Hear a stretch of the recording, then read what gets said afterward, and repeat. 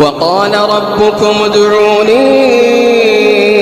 أستجب لكم إن الذين يستكبرون عن عبادتي سيدخلون جهنم داخرين الله الذي جعل لكم الليل لتسكنوا فيه والنهار مبصرا إن الله لذو فضل على الناس ولكن أكثر الناس لا يشكرون ذلكم الله ربكم خالق كل شيء لا